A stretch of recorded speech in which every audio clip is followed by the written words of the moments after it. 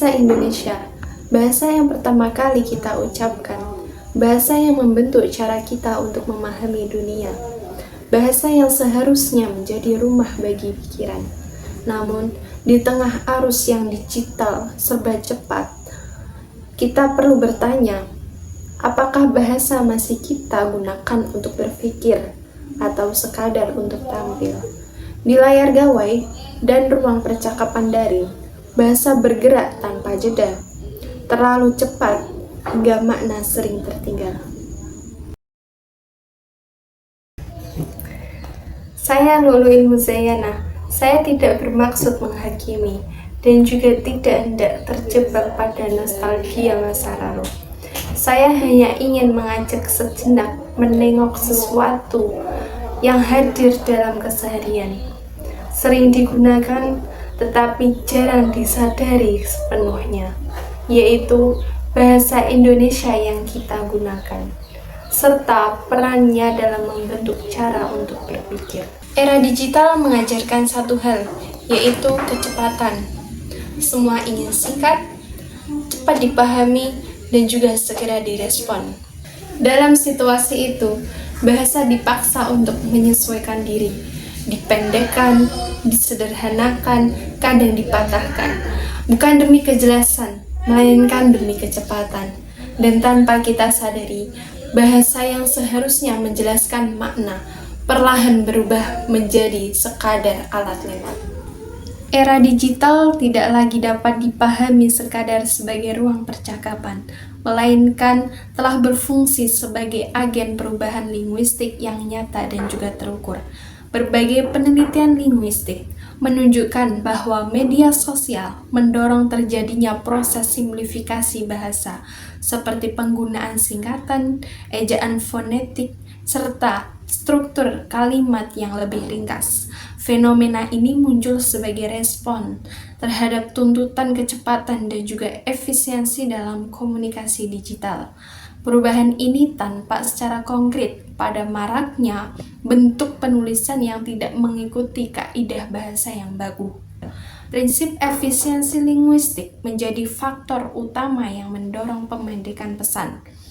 Akibatnya, norma tata bahasa tradisional menghadapi tekanan yang semakin kuat, terutama dalam praktik berbahasa generasi muda. Selain itu, penelitian lain mengungkapkan bahwa fenomena alih kode dan juga campur kode dalam komunikasi digital tidak terjadi secara acak atau semata-mata sebagai gaya berbahasa. Beberapa peneliti seperti Albert Costa dan Jonah Corey mengatakan bahwa bahasa asing kurang melibatkan perasaan intens, tidak seperti bahasa ibu atau bahasa pertama yang bersifat sangat sentimental.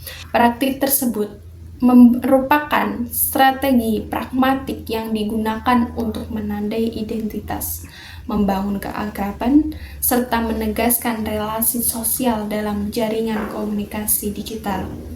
Studi yang dilakukan di Indonesia juga menegaskan adanya pergeseran kecenderungan berbahasa di kalangan remaja. Bahasa informal yang mencakup penggunaan slang, singkatan, serta campuran bahasa Indonesia dengan bahasa Inggris menjadi bentuk komunikasi yang dominan dalam interaksi digital. Temuan ini menegaskan bahwa praktik berbahasa berkembang seiring dengan perubahan teknologi komunikasi. Berdasarkan data tersebut, persoalan bahasa di era digital tidak dapat direduksi pada penilaian normatif mengenai benar atau salah semata. Fenomena ini merupakan realitas linguistik yang berpengaruh terhadap cara bahasa digunakan, yang pada akhirnya turut membentuk pola pikir, penyusunan pesan, dan juga perumusan argumen dalam kehidupan komunikasi yang kontemporer. Coba dengarkan percakapan kita di ruang digital, seperti vibes-nya aneh, literally gak relate. Kalimat-kalimat ini terdengar akrab, ringan, bahkan terasa wajar. Inilah yang kita kenal sebagai campur kode. Masalahnya bukan percampurannya, masalahnya muncul ketika percampuran itu dilakukan bukan karena kebutuhan makna, melainkan karena bahasa sendiri. Dianggap kurang pantas, padahal kata suasana dan tidak relevan selalu tersedia. Di ruang digital, bahasa bukan lagi sekadar alat untuk komunikasi. Ia berubah menjadi simbol, simbol kecerdasan, modernitas, dan juga simbol keren. Bahasa asing sering dianggap lebih pintar, global, dan juga lebih bernilai. Sementara bahasa Indonesia kerap dianggap terlalu formal, terlalu kaku, dan juga tidak zaman. Padahal bahasa tidak pernah salah, yang sering keliru adalah cara kita untuk menilainya. Untuk masalah berikutnya, bukan hanya soal bahasa apa yang kita pilih, tetapi bagaimana cara kita menggunakannya. Kata dipakai tanpa dipahami, istilah besar digunakan tanpa makna yang jelas. Akibatnya, pesannya menjadi kabur, diskusi kehilangan kedalaman. Bahasa tidak lagi membantu kita untuk berpikir. Ia justru menutupi kekosongan berpikir itu sendiri. Media sosial mempercepat semuanya. Segalanya harus cepat, singkat, dan juga menarik dalam hitungan detik. Bahasa pun menyesuaikan, singkatan berlebihan, ejaan diabaikan, serta struktur dilupakan. Yang terpenting itu adalah terlihat, bukan dipahami. Lambat laun, kita terbiasa berbicara tanpa berpikir panjang. Padahal, bahasa adalah cerminan pikiran kita. Ketika bahasa kita serampangan, seringkali pikiran kita pun sama. Bukan berarti bahasa itu harus selalu sempurna. Tetapi, ketika ketepatan tak lagi dianggap penting, kita sedang meremehkan berproses berpikir itu sendiri. Dan itu berbahaya.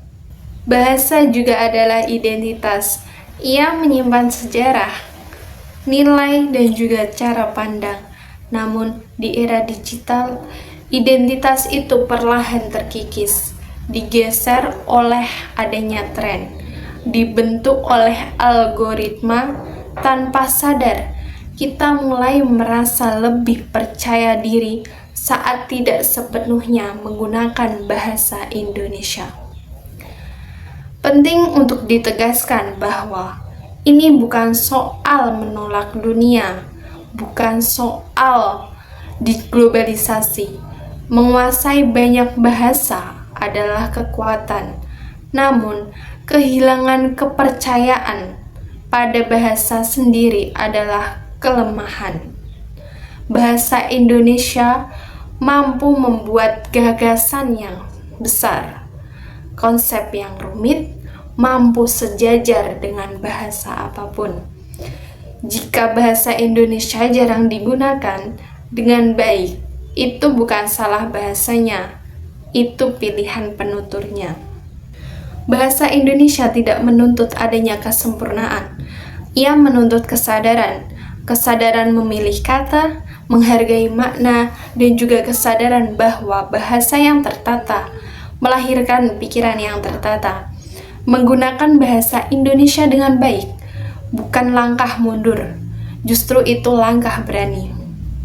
Bahasa tidak sedang kalah, ia hanya sering ditinggalkan, bukan oleh zaman, melainkan oleh kebiasaan kita sendiri. Kita punya pilihan, yaitu membiarkan bahasa terus kehilangan arah atau mengembalikannya sebagai rumah bagi pikiran.